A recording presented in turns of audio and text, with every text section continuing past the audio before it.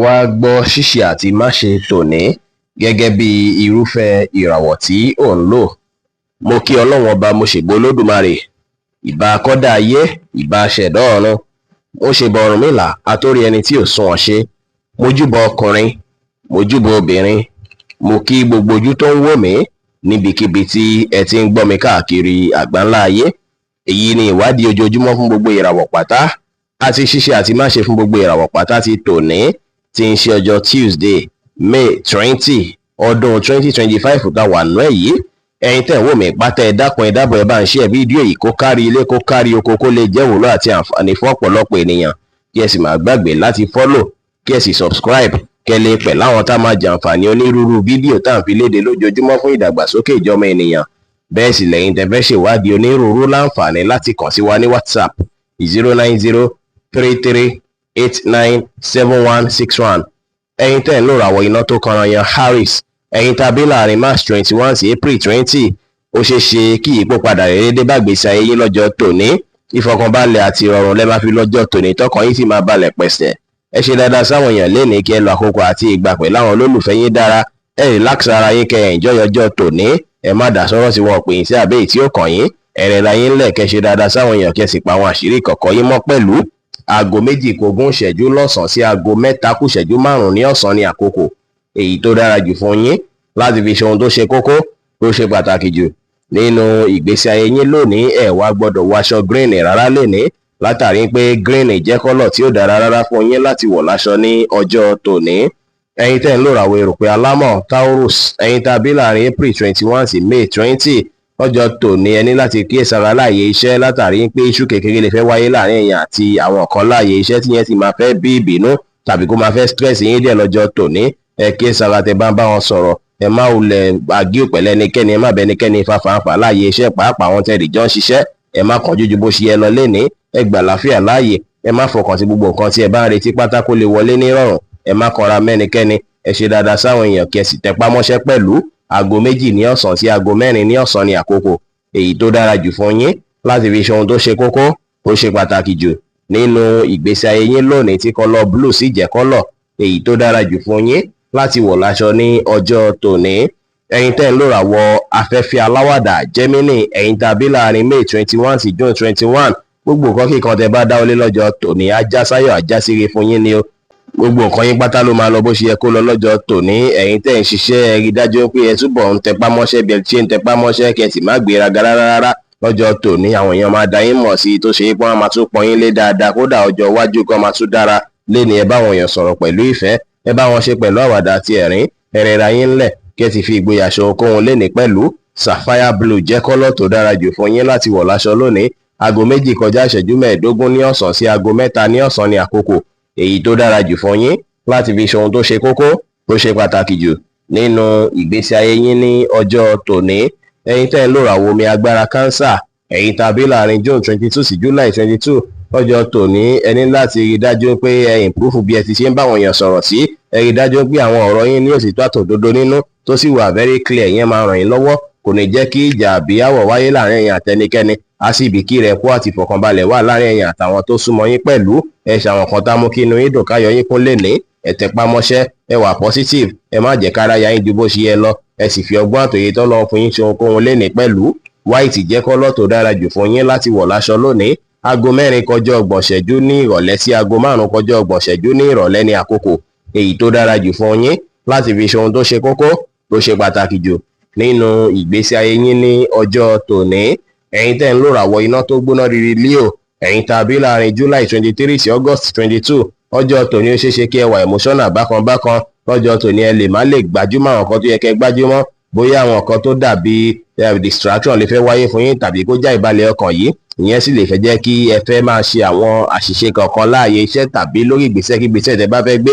Ẹ kíyèsára lọ́jọ́ tòní, ẹ má jẹ́ kẹ́ni kankan tì yín pé lágbájá báyìí ni kó ṣe. Fúnra lára yín ní kẹ́ ẹ jókòó, kí ẹ ronú jinlẹ̀, kí ẹ trust ọ̀rọ̀ tó ń sọ sí yín lọ́kàn dáadáa lórí ìgbésẹ̀ kí ìgbésẹ̀ tẹ́ bá fẹ́ gbé. Ẹ gbájúmọ́ṣẹ́, kẹ́ lè rore gbámú, ẹ free mind yín, ẹ wà positive. Aago 4 ní ìrọ̀lẹ́ sí aago 5 ní ìrọ̀lẹ́ ní àkókò èyí tó dára jù fún yín láti fi ṣe ohun tó ṣe kókó tó ṣe pàtàkì jù nínú ìgbésí ayé yín lónìí, tí kọ́lọ̀ orange sì jẹ́ kọ́lọ̀ èyí tó dára jù fún yín láti wọ̀ láṣọ ní ọjọ́ tòní. Ẹ̀yin tẹ́ ń lò ràwọ̀ erùpẹ̀ funfun Virgo, ẹ̀yin tàbí láàrin August 23 sí September 23 lọ́jọ́ tòní, ó ṣeéṣe kó ṣe yín bí ìgbà pé kí ẹ jáde lọ. Ẹ lè rí dájú pé ẹ lọ bí àwọn mọ̀lẹ́bí àbáwọn tó súnmọ́ yín kan wò lọ́jọ́ tòní, ìyẹn máa bí ìdùnnú fún yín. Ẹ rí dájú pé àwọn ìwà tó dáa òun lẹ ṣókèsì síta lọ́jọ́ tòní tí gbogbo èèyàn mọ̀ yín pẹ̀lú ìwà rere, ìwà dáadáa yín lọ́jọ́ tòní. Sì rí ẹ má gbàgbé láti gbájúmọ́ àwọn kan tó yẹ kẹ́ gbájúmọ́, bí àwọn kan tẹ́ fẹ́ ṣe láàyè iṣẹ́. Ẹ bá wọn yàn sọ̀rọ̀ pẹ̀lú ìfẹ́, ẹ bá wọn ṣe pẹ̀lú àwàdà àti ẹ̀rín.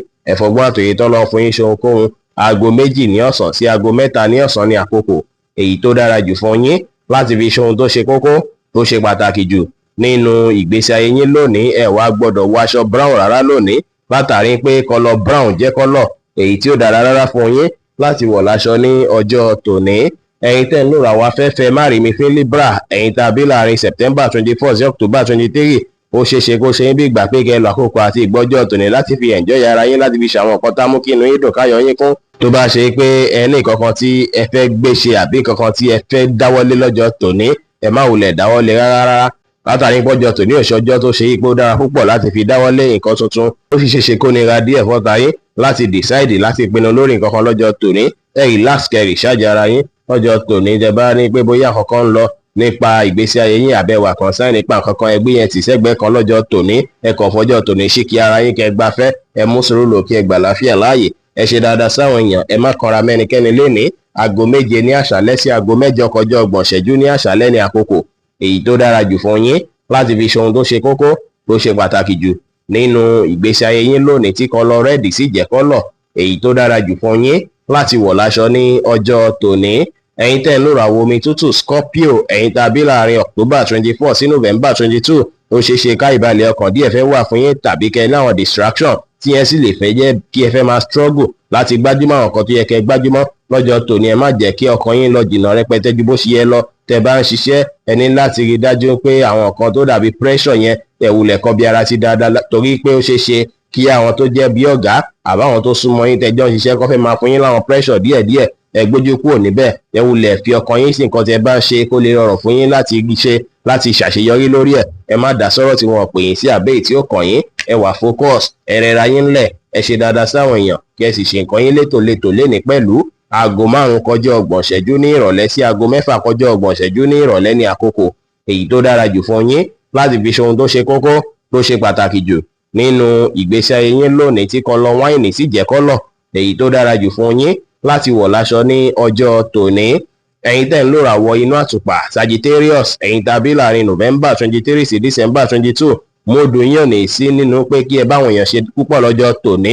Ó sì dára púpọ̀ lọ́jọ́ tòní kí ẹ báwọn èèyàn ṣe o, kí ẹ connect pẹ̀lú àwọn èèyàn. Ìyẹn á bí nǹkan tí ó máa improve ìgbésí ayé yín, dájẹ́ kí ìgbésí ayé yín ní ìdàgbàsókè. Ẹ free mind yín, ẹ rẹra yín ńlẹ̀, ẹ ṣe dáadáa sáwọn èèyàn. Ẹ fọgbọ́n àtòyè tó lọ fún yín ṣe ohunkóhun léèní sí ẹ lè plan nǹkan tuntun tàbí kẹ́ gbájúmọ́ nǹkan tuntun tí ẹ fẹ́ ṣe fàṣeyọrí ìgbésí ayé yín. Ẹ láǹfààní láti ṣe bẹ́ẹ̀, kò sí wàhálà.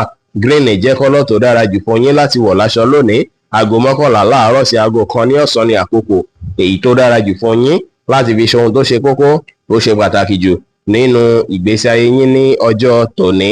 Ẹ̀yin tẹ́ ń lò ràwọ̀ erùpẹ̀ ilé eruku Capricorn, ẹ̀yin tàbí láàrin December 23 sí January 19 ó ṣeéṣe káwọn èèyàn disappoint yín púpọ̀ lọ́jọ́ tòní, ṣùgbọ́n determination tí ẹ bá ní ó ṣeéṣe kí yẹn náà bí ìgbìpò padà rere nínú ìgbésí ayé yín. Ẹ ronú jinlẹ̀ nípa àwọn nǹkan tí ẹ fẹ́ àtàwọn nǹkan tó dàbí nǹkan tó ń fa ìdíwọ́ ìdènà, kí ẹ wá bẹ̀rẹ̀ fẹ́ mú wọn kúrò. Ẹ rí dájú pé ẹ gbégbèsẹ̀ láti rí dájú pé nǹkan yí padà lọ́jọ́ tòní. Ẹ ní ìrètí pé gbogbo nǹkan máa dá, ẹ nígbàgbọ́ ní kíkún nínú ara yín, ẹ free mind yín, ẹ wà positive, ẹ má finú tọ̀yàn rárá, ẹ má gbára léyàn rárá, ẹ mú sùúrù lò kí ẹ sì gbà láfíà láàyè lénìí pẹ̀lú.